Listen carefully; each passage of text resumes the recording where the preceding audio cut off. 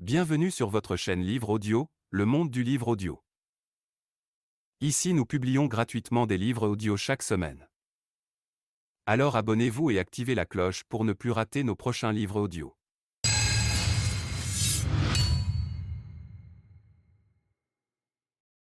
Chapitre 3. Plongez dans le moment présent. Ne cherchez pas votre moi dans le mental. J'ai l'impression que j'en ai encore beaucoup à apprendre sur les rouages du mental avant de pouvoir me rapprocher de la conscience totale ou de l'éveil spirituel. En fait, non. Les problèmes du mental ne peuvent pas se résoudre sur le plan du mental. Lorsque vous avez saisi la base de ce dysfonctionnement, il n'y a pas vraiment grand-chose d'autre que vous ayez besoin d'apprendre ou de comprendre. L'étude des complexités du mental fera peut-être de vous un bon psychologue, mais cela ne vous amènera sûrement pas au-delà du mental. Tout comme l'étude de la folie ne suffit pas à instaurer la santé mentale. Vous avez déjà compris le mécanisme de base de l'état d'inconscience, c'est-à-dire l'identification au mental, qui crée un faux moi, l'ego, et le substitue à votre véritable moi, qui irradie de l'être. Et comme Jésus l'a dit, vous devenez un rameau coupé de la vigne. Les besoins de l'ego sont infinis. Comme celui-ci se sent vulnérable et menacé, il vit dans un état de peur et de besoin. Du moment que vous en connaissez le dysfonctionnement fondamental, vous n'avez pas besoin d'en explorer les innombrables aspects. Pas besoin d'en faire une problématique personnelle complexe. Il va sans dire que l'ego adore ça. Il cherche constamment à s'accrocher à quelque chose pour maintenir et renforcer son sens illusoire de soi. Il s'accrochera donc facilement et volontiers à vos problèmes. Voilà pourquoi, chez un grand nombre de gens, le sens du moi est en grande partie intimement lié à leurs problèmes. Une fois le sens du moi établi, la dernière chose qu'ils veulent, c'est se débarrasser des problèmes. Car les perdre reviendrait à perdre leur moi. L'ego peut inconsciemment investir beaucoup dans la douleur et la souffrance. Ainsi, une fois que vous avez reconnu que le fondement de l'inconscience repose sur l'identification mentale, qui inclut bien sur les émotions, vous en sortez. Vous devenez présent. Et quand vous êtes présent, vous pouvez permettre au mental d'être tel qu'il est sans vous laisser empêtrer dans ses rouages. Le mental n'est pas dysfonctionnel en lui-même, c'est un outil merveilleux. Le dysfonctionnement s'installe quand vous y cherchez votre moi et que vous le prenez pour vous. Il devient alors l'ego et prend totalement le contrôle de votre vie. Mettez fin à l'illusion qu'est le temps. Il semble presque impossible de se dissocier du mental. Nous y sommes tout plongés. Comment apprendre à un poisson à voler?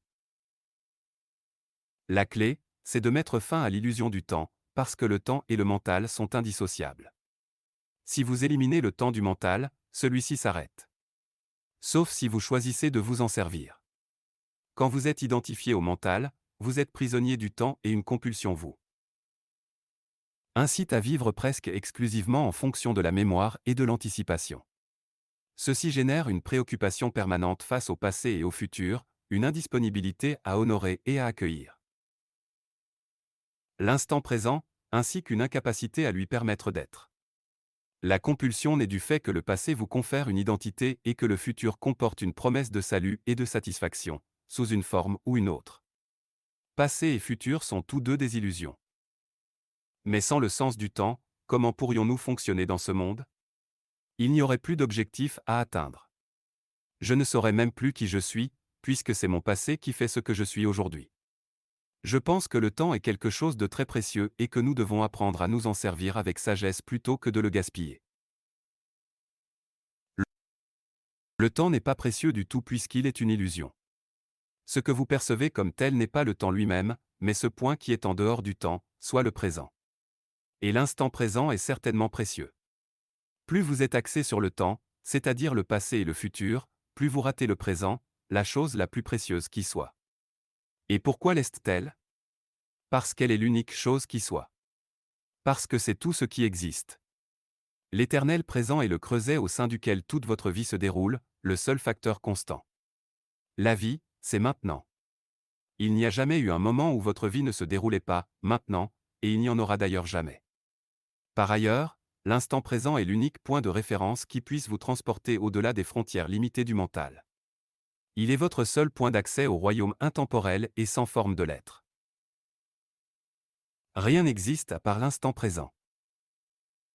Le passé et le futur ne sont-ils pas aussi réels, parfois même plus réels, que le présent? Après tout, le passé définit notre identité ainsi que notre perception et notre comportement dans le présent. Et nos objectifs dans le futur déterminent les actions que nous entreprenons dans le présent. Vous n'avez pas encore saisi l'essence de ce que je dis puisque vous essayez de le comprendre mentalement. Le mental ne peut pas comprendre cela. Vous seul le pouvez. Écoutez simplement ce que je vais dire, s'il vous plaît. Avez-vous jamais eu une expérience, fait, pensé ou senti quelque chose qui ne se situe pas dans le moment présent? Pensez-vous que cela puisse vous arriver un jour? Est-il possible que quelque chose soit en dehors de l'instant présent? La réponse est évidente, n'est-ce pas? Rien ne s'est jamais produit dans le passé, cela s'est produit dans le présent. Rien ne se produira jamais dans le futur, cela se produira dans le présent. Ce que vous considérez comme le passé est le souvenir d'un ancien moment présent mis en mémoire dans l'esprit.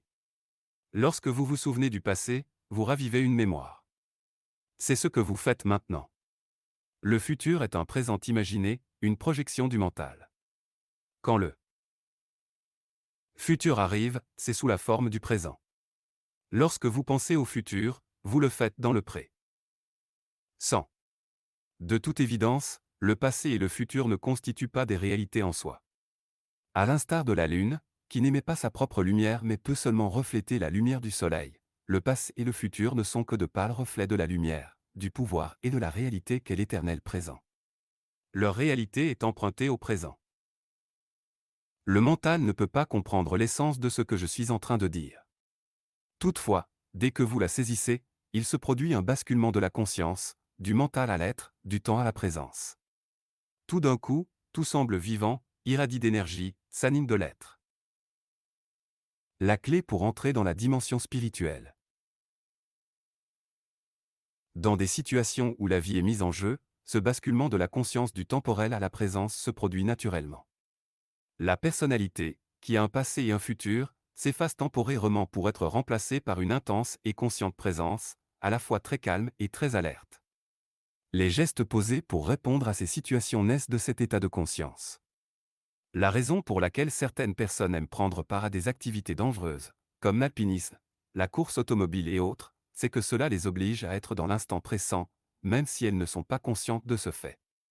Ces activités les amènent dans cet état intensément vivant qui est libéré du temps, des problèmes, de la pensée et du fardeau de la personnalité. Oublier ne serait-ce qu'une seconde, le moment présent peut se traduire par la mort. Malheureusement, ces gens viennent à dépendre d'une activité particulière pour retrouver cet état. Mais vous n'avez pas besoin d'escalader la face nord de l'Égée pour ça. Vous pouvez y accéder des maintes. Non.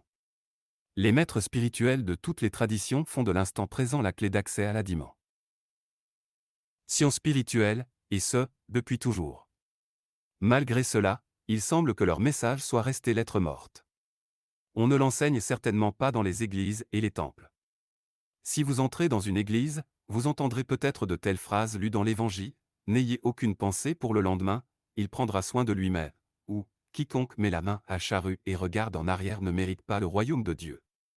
Ou bien encore entendrez-vous le passage sur les magnifiques fleurs qui ne se préoccupent pas du lendemain mais qui vivent avec grâce dans l'éternel présent et reçoivent en abondance de Dieu ce dont elles ont besoin. Néanmoins, la profondeur et la nature radicale de ces enseignements ne sont pas reconnues. Personne ne semble réaliser que ceux-ci sont censés être vécus pour engendrer une profonde transformation intérieure. L'essence même de la philosophie zen consiste à avancer sur la lame de rasoir qu'est le présent, à être si totalement et complètement présent qu'aucune souffrance, rien qui ne soit pas vous en essence, ne puisse survivre en vous. Le temps étant ainsi absent, tous vos problèmes se dissolvent. La souffrance a besoin du temps, elle ne peut survivre dans le présent. Le grand maître Zen Rinzé avait souvent l'habitude de lever le doigt et de poser lentement la question suivante à ses élèves pour les obliger à se détourner de l'attention qu'ils accordaient au temps. En ce moment, que manque-t-il? C'est une question puissante, qui exige une réponse. Ne provenant pas du mental. Elle est conçue pour ramener votre attention profondément dans le présent. Il existe une autre question dans la tradition zen: si ce n'est pas maintenant, quand alors? Le présent figure également au cœur de l'enseignement soufi, cette branche mystique de l'islam. Les soufis ont un dicton, le soufi est le fils du temps présent.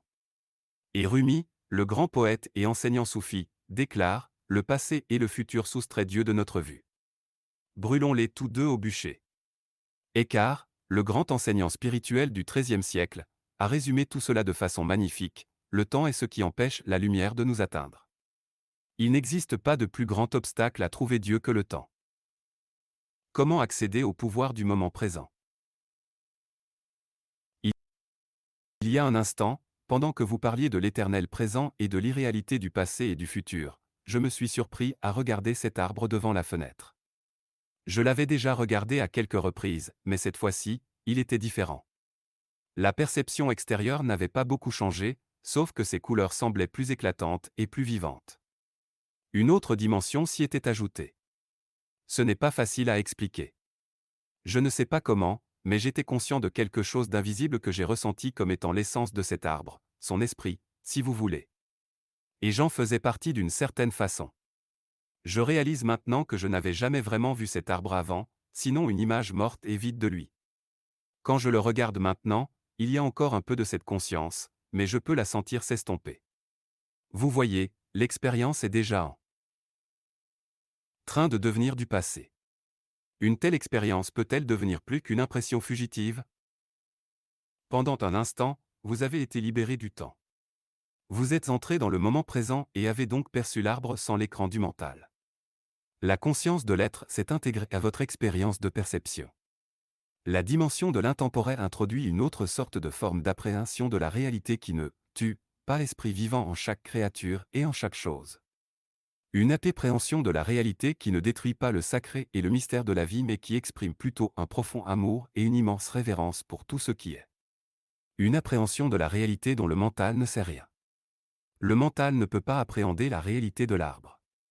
Il peut seulement connaître des faits et des informations au sujet de l'arbre. Le mental ne peut pas appréhender la réalité de ce que vous êtes, il connaît seulement des étiquettes, des jugements, des faits et des opinions à votre sujet. Seul l'être appréhende la réalité directement. Mais le mental ainsi que les connaissances ont leur place, et c'est dans le domaine de la vie pratique de tous les jours. Cependant, quand le mental se met à régir tous les aspects de votre vie, y compris vos relations avec d'autres êtres humains et avec la nature, il devient un monstrueux parasite qui, si on ne le surveille pas, peut bien finir par éliminer toute vie sur cette planète et lui-même par la même occasion en tuant son hôte. Vous avez eu un aperçu de la façon dont l'intemporel peut transformer vos perceptions.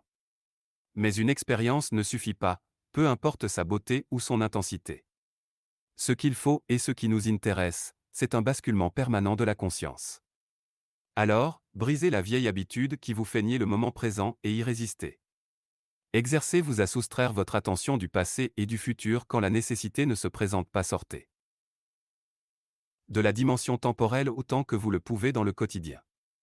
Si vous éprouvez de la difficulté à accéder directement à l'instant présent, exercez-vous d'abord en observant la tendance habituelle de votre mental à vouloir fuir le moment présent.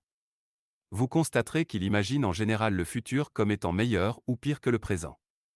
Dans le premier cas, il vous donne de l'espoir et du plaisir par anticipation. Dans le deuxième cas, il crée de l'anxiété. Chaque fois, il s'agit pourtant d'une illusion. En vous observant vous-même, vous pouvez automatiquement devenir plus pressant dans votre vie. Dès l'instant où vous prenez conscience que vous n'êtes plus présent, vous l'êtes. Chaque fois que vous pouvez observer votre mental, vous n'êtes plus pris à son piège. Un autre facteur est entré en jeu, quelque chose qui n'appartient pas au mental, la présence témoin. Soyez présent en tant qu'observateur de votre mental, c'est-à-dire de vos pensées, de vos émotions et de vos réactions dans diverses situations. Accordez au moins autant d'attention à vos réactions qu'à la situation ou à la personne qui vous fait réagir.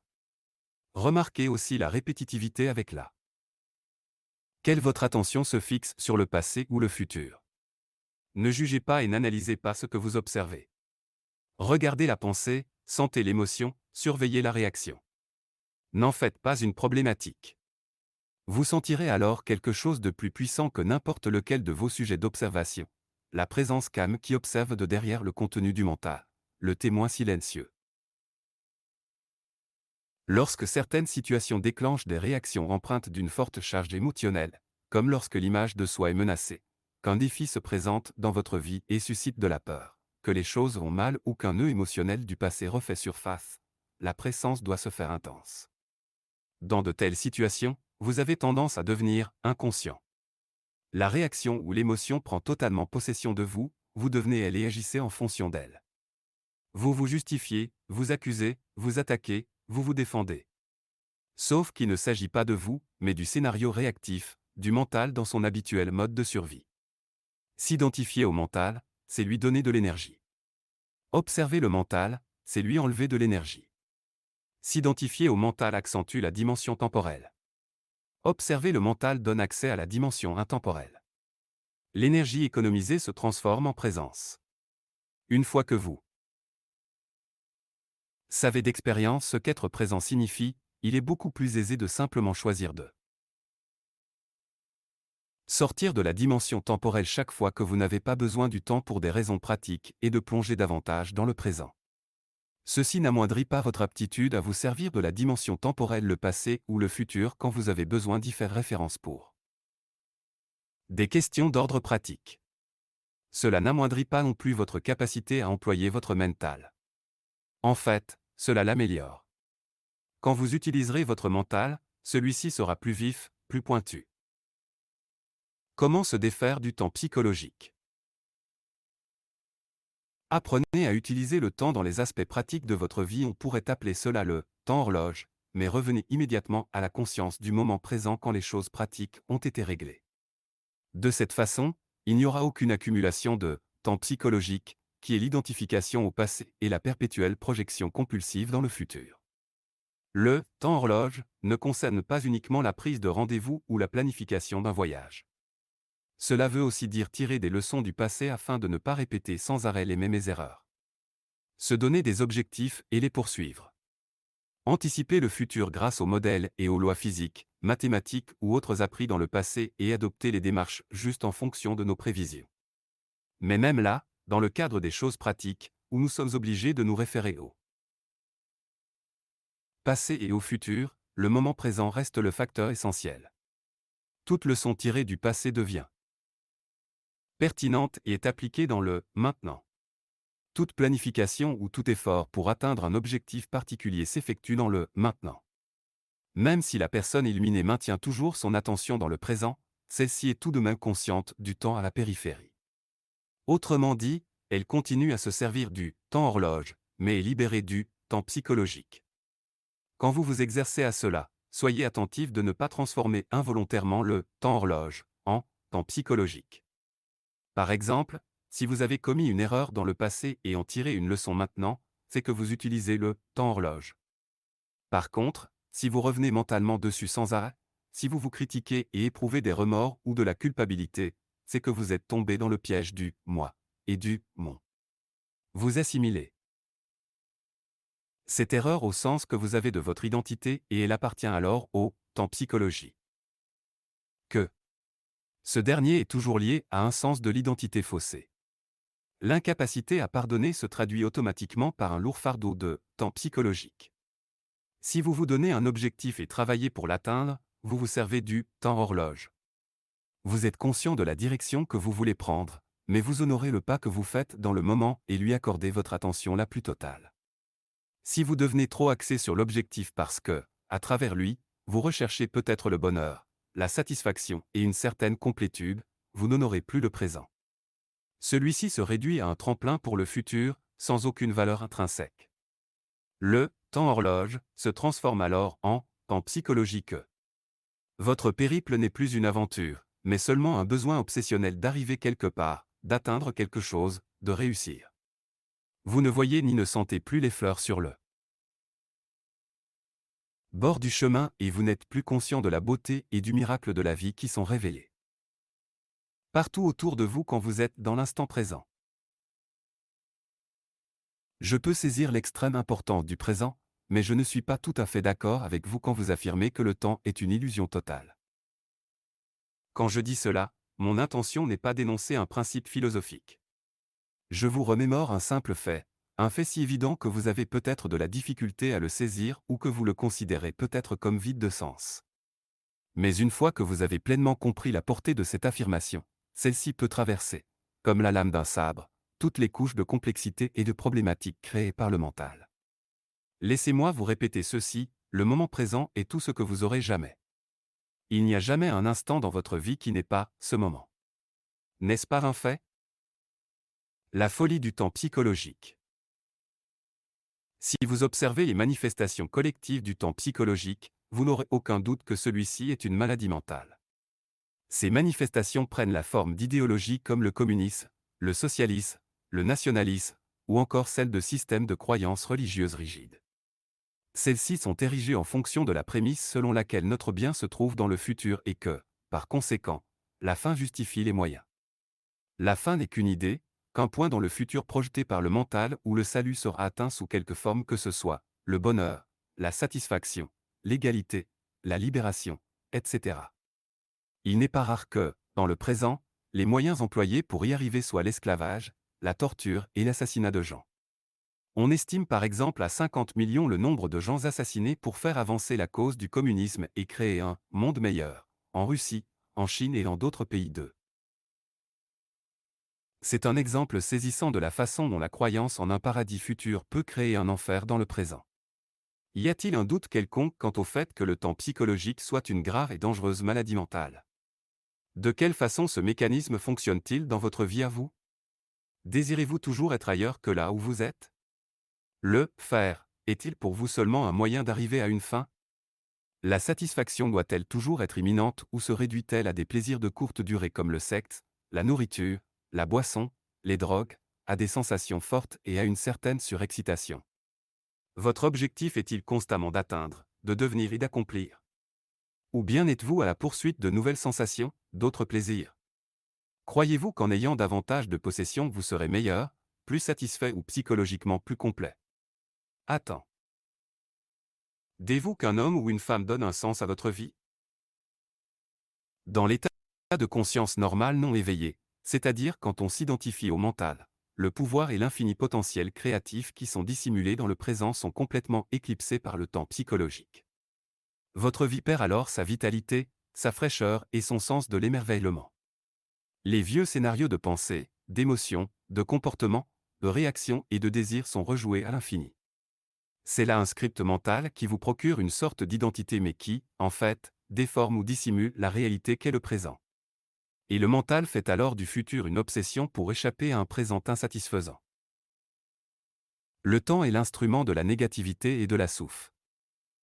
France. Mais la croyance que le futur sera meilleur que le présent n'est pas toujours une illusion. Il arrive que le présent soit horrible et que les choses puissent s'améliorer dans le futur. Et c'est souvent ce qui se produit. De façon générale, le futur est une réplique du passé.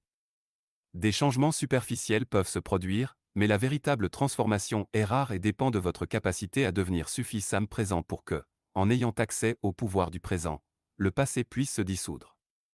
Ce que vous percevez comme le futur fait intrinsèquement partie de votre état de conscience dans le moment présent. Si votre mental traîne un lourd fardeau de passé, vous répéterez les mêmes expériences, car sans présence, le passé se perpétue de lui-même. La qualité de votre conscience dans cet instant-ci façonne votre futur, qui bien sûr ne pourra être vécu que comme le présent. Il se peut que vous gagniez 10 millions de dollars. Cela entraînera toutefois un changement très superficiel, car vous répéterez tout bonnement les mêmes réflexes conditionnés, sauf que vous le ferez dans un milieu plus luxueux. Les humains ont découvert la fission de l'atome. Au lieu de tuer 10 ou 20 personnes avec une massue de bois, une seule personne peut dorénavant tuer 1 million de personnes en appuyant simplement sur un bouton. Est-ce là un véritable changement? Si la qualité de votre conscience à ce moment-ci détermine le futur, qu'est-ce qui détermine la qualité de votre conscience? Votre degré de présence. Par conséquent, le seul domaine à partir du quel le véritable changement peut s'opérer et où le passé peut se dissoudre, c'est le présent. Toute négativité résulte de l'accumulation de temps psychologique et de la dénégation du présent. Malaise, anxiété, tension, stress, inquiétude, tous des formes de peur, sont occasionnés par trop de futur et pas assez de présence. La culpabilité, le regret, le ressentiment, les doléances, la tristesse, l'amertume et toute autre forme d'absence de pardon sont causées par trop de passé et pas assez de présence. Pour beaucoup de gens, il est difficile de croire qu'il est possible de vivre dans un état libéré de toute négativité. Et pourtant, cet état de libération est celui dont tous les enseignements spirituels parlent. C'est la promesse du salut, non pas dans un futur illusoire, mais bien ici et maintenant. Il se peut qu'il vous soit difficile de reconnaître que le temps est à l'origine de votre souffrance ou de vos problèmes. Vous pensez en effet qu'ils sont occasionnés par des situations particulières. Hier dans votre vie, ce qui est vrai, si on considère la chose d'un point de vue conventionnel. Mais,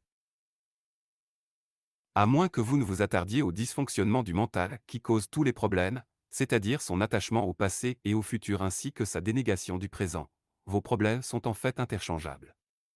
Si, par miracle, tous vos problèmes ou tout ce que vous percevez comme étant la cause de vos souffrances ou de vos malheurs étaient miraculeusement effacés aujourd'hui, sans que vous soyez devenu plus présent et plus conscient, vous vous retrouveriez tôt ou tard avec un ensemble semblable de problèmes ou de souffrances, comme si une ombre vous suivait où que vous alliez. En fin de compte, il n'y a qu'un problème, le mental prisonnier des mailles du temps. Je ne réussis pas à croire que j'atteindrai un jour un point où je serai complètement libéré de mes problèmes. Vous avez raison. Vous ne pouvez jamais atteindre ce point parce que vous y êtes déjà. Le salut n'existe pas dans le temps. Vous ne pouvez être libre dans le futur. Puisque la clé de la liberté, c'est la présence, vous ne pouvez être libre que dans l'instant présent. Comment découvrir votre vie derrière vos conditions de vie actuelle? Je ne vois pas comment je peux être libre maintenant. En réalité, je suis extrêmement malheureux dans ma vie en ce moment. En fait, je me raconterais des histoires si j'essayais de me convaincre que tout va bien alors que ce n'est absolument pas le cas. Le moment présent me rend malheureux. Il n'est pas du tout libérateur. C'est l'espoir ou la possibilité d'une amélioration dans l'avenir qui me fait tenir le coup. Vous pensez que votre attention est dans le moment présent alors qu'elle est en réalité totalement sous l'emprise du temps. Vous ne pouvez pas être en même temps malheureux et totalement dans le présent. Ce que vous appelez « votre vie » devrait plutôt s'appeler plus justement « vos conditions de vie ». Il s'agit de temps psychologique, du passé et du futur. Dans le passé, certaines choses ne se sont pas déroulées comme vous le vouliez. Vous résistez encore à ce qui s'est produit alors et à ce qui est maintenant. L'espoir vous fait vivre, mais il maintient votre attention sur le futur. Et c'est ce regard fixé sur le futur qui perpétue votre refus du présent et qui vous rend ainsi malheureux. Il est vrai que mes conditions de vie actuelles sont le résultat de choses survenues dans le passé. Mais toujours est-il que c'est encore ma situation actuelle et que je suis malheureux d'y rester pris. Oubliez un peu vos conditions de vie pendant un instant et prêtez attention à votre vie. Quelle est la différence? Vos conditions de vie existent dans un cadre temporel. Votre vie, c'est l'instant présent. Vos conditions de vie sont le produit du mental. Votre vie est réelle. Trouvez le passage étroit qui vous conduit à la vie. On l'appelle l'instant présent. Ramenez votre vie au moment présent. Vos conditions de vie sont peut-être très problématiques, ce qui est le cas de la plupart des gens, mais essayez de voir si vous avez un problème en ce moment même. Pas demain ni dans 10 minutes, mais maintenant. Avez-vous un problème maintenant? Lorsque vous êtes envahi par les problèmes, il ne reste aucune place pour la nouveauté ou les solutions. Alors, chaque fois que vous le pouvez, faites un peu de place à tout cela et vous trouverez votre vie qui se cache derrière vos conditions de vie. Utilisez pleinement vos sens. Soyez véritablement là où vous êtes. Regardez autour de vous. Simplement, sans interpréter. Voyez la lumière, les formes, les couleurs, les textures. Soyez con. Si de la présence silencieuse de chaque objet, de l'espace qui permet à chaque chose d'être. Écoutez les bruits sans les juger. Entendez le silence qui les anime. Touchez quelque chose, n'importe quoi, et sentez et reconnaissez son essence. Observez le rythme de votre respiration. Sentez l'air qui entre et qui sort de vos poumons, sentez l'énergie de vie qui circule dans votre corps. Laissez chaque chose être, au-dedans comme au-dehors. Reconnaissez en chaque chose son « être là ». Plongez totalement dans le présent. De la sorte, vous laissez derrière vous le monde assourdissant de l'abstraction mentale, du temps. Vous sortez de la folie de ce mental qui vous dépouille de votre énergie vitale et qui empoisonne et détruit la Terre. Vous sortez du rêve qu'est le temps pour arriver dans le présent. Tous les problèmes sont des illusions du mental. J'ai l'impression qu'un lourd fardeau vient de m'être retiré des épaules. J'ai une sensation de légèreté. Je me sens l'esprit clair, mais mes problèmes m'attendent toujours, n'est-ce pas? Ils n'ont pas été résolus. Est-ce que je ne suis pas temporairement en train de les fuir? Même si vous vous retrouviez au paradis, cela ne prendrait pas de temps avant que votre mental dise « oui, mais ». En fin de compte, ceci n'a rien à voir avec la résolution de vos problèmes. Cela concerne la prise de conscience qu'il n'y a aucun problème. Il y a seulement des situations dont il faut soit s'occuper dans le moment présent, soit laisser telle qu'elle et accepter comme faisant partie de l'être là du moment jusqu'à ce qu'elle change ou qu'on puisse s'en occuper. Les problèmes sont une fiction du mental et ils ont besoin du temps pour se perpétuer. Ils ne peuvent survivre dans la réalité de l'instant présent. Fixez votre attention sur le présent et dites-moi quel est votre problème maintenant. Je n'obtiens aucune réponse de votre part parce qu'il est impossible d'avoir un problème alors que votre attention est totalement dans le présent. Une situation a besoin d'être acceptée telle qu'elle ou d'être solutionnée. Bon. Pourquoi en faire un problème? Pourquoi faire de quoi que ce soit un problème? La vie ne vous met-elle pas suffisamment au défi comme ça? À quoi vous servent les difficultés? Inconsciemment, le mental les adore parce qu'il vous confère, disons, une sorte d'identité. Ceci est la norme mais c'est de la folie. Avoir un problème veut dire que vous vous sentissez mentalement sur une situation sans qu'il y ait une véritable intention ou possibilité de passer immédiatement à l'action et que vous l'assimilez au sens que vous avez de votre identité personnelle. Vous êtes tellement pris par vos conditions de vie que vous perdez le sens même de votre vie, de votre être.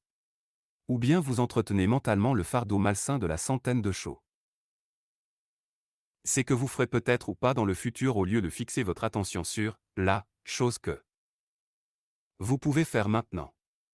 Quand vous créez un problème, vous créez de la souffrance. Tout ce qu'il faut, c'est simplement faire un choix, prendre une décision. C'est se dire, quoi qu'il arrive, je ne me créerai plus de souffrance. Je ne me créerai plus de difficultés. Même s'il s'agit d'un choix simple, celui-ci est aussi très radical. Vous ne pourrez faire ce choix à moins d'en avoir vraiment ras-le-bol, d'en avoir vraiment assez. Et vous ne pourrez pas passer à travers si vous ne réussissez pas à accéder au pouvoir du moment présent. Si vous arrêtez de vous faire souffrir, vous arrêtez également de faire souffrir les autres. De polluer notre belle planète Terre, votre espace intérieur et la psyché humaine collective avec la négativité inhérente à la création de tout problème. Si vous vous êtes déjà trouvé dans une situation de vie ou de mort, vous savez que celle-ci n'était pas un problème. En fait, le mental n'a pas eu le temps de tergiverser et d'en faire un problème. En cas de véritable urgence, le mental se fige et vous devenez totalement disponible au moment présent. Alors, quelque chose d'infiniment plus puissant prend la relève. C'est pour cette raison que l'on entend souvent parler de gens ordinaires soudainement devenus capables d'incroyables actes de courage. En situation d'urgence, vous survivez ou pas. D'une façon comme d'une autre, ce n'est pas un problème. Certaines personnes se mettent en colère lorsqu'elles m'entendent dire que les problèmes sont des illusions. Je représente une menace, car je pourrais leur subtiliser le sens de leur identité. Elles ont investi beaucoup de temps à créer cette fausse identité.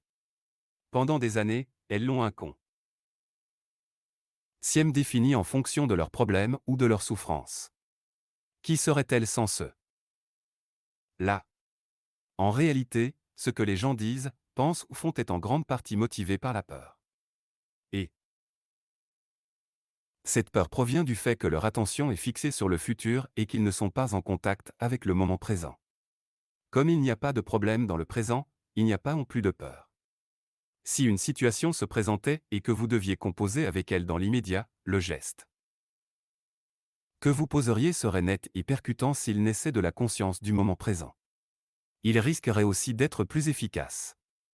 Ce ne serait pas un geste réactif résultant du conditionnement de votre mental, mais plutôt un geste répondant intuitivement à situation.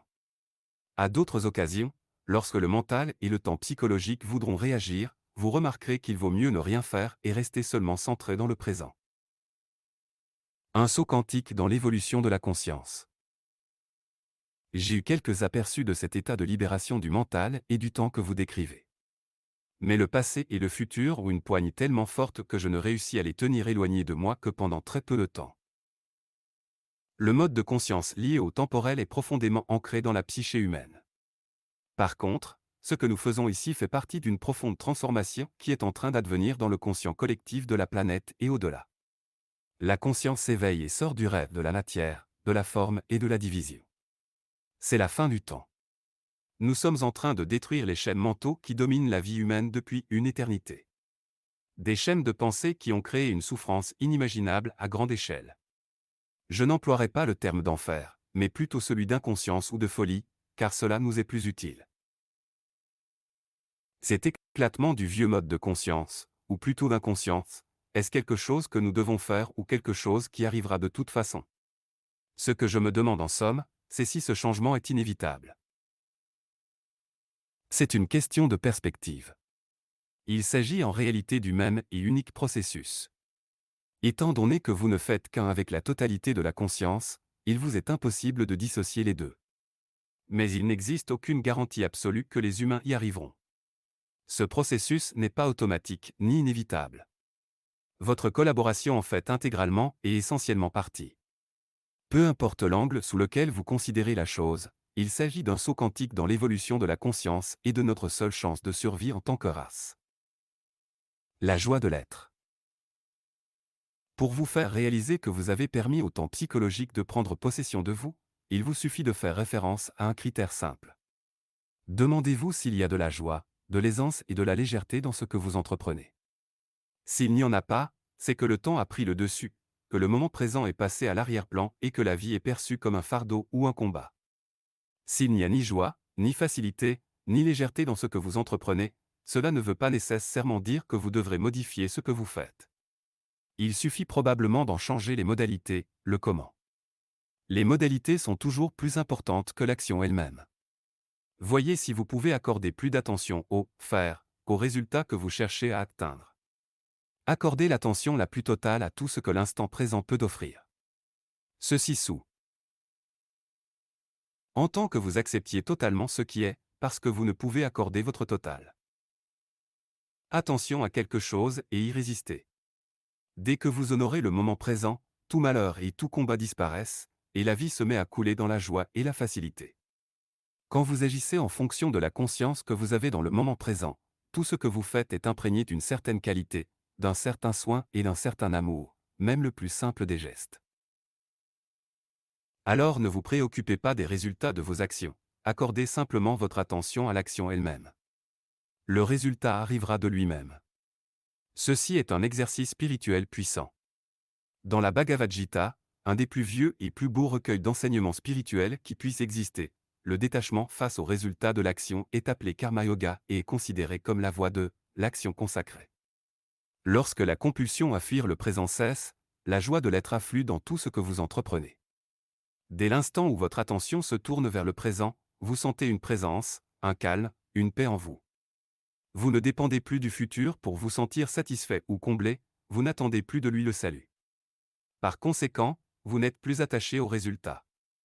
Ni l'échec ni le succès n'ont le pouvoir de modifier votre état intérieur, votre être. Vous avez alors découvert la vie qui se cachait derrière vos conditions de vie. Une fois le temps psychologique disparu, le sens de votre moi provient de l'être et non pas du passé de votre personnalité. Par conséquent, le besoin psychologique de devenir quelqu'un d'autre que ce que vous êtes déjà n'existe plus. Dans le monde extérieur, sur le plan de vos conditions de vie, vous pouvez bien sûr devenir quelqu'un de riche et d'érudit qui a réussi et qui s'est libéré de ceci ou de cela. Mais sur le plan profond de l'être, vous êtes complet et entier maintenant. Dans cet état de complétude, pourrions-nous poursuivre des objectifs matériels ou même encore le voudrions-nous? Bien sûr, mais vous n'auriez pas l'attente illusoire que quelque chose ou quelqu'un dans le futur vous sauvera ou vous rendra heureux. En ce qui a trait à vos conditions de vie, vous aurez peut-être à atteindre ou à acquérir certaines choses. C'est le monde de la forme, du gain et de la perte. Cependant, à un niveau plus profond, vous êtes déjà complet et une fois que vous réalisez cela, il émane de la joie et de la lucidité dans tout ce que vous entreprenez. Quand vous êtes libéré du temps psychologique, vous ne poursuivez plus vos objectifs avec l'inflexible acharnement sous-tendu par la peur, la colère, le mécontentement ou le besoin de devenir quelqu'un. Vous ne restez pas non plus figé devant la peur de l'échec qui, pour l'ego, représente la perte du moi.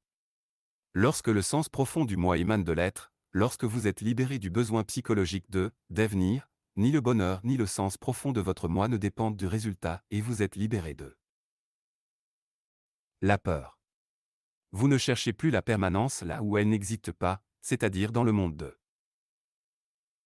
la forme, du gain et de la perte, de la naissance et de la mort.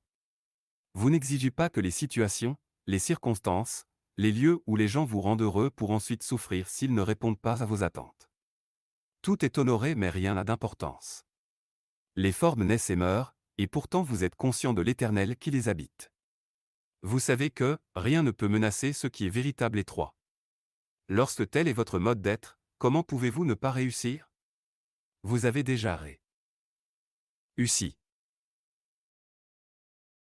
Fin du chapitre. Abonnez-vous pour ne pas rater les prochains chapitres. Merci d'avoir écouté.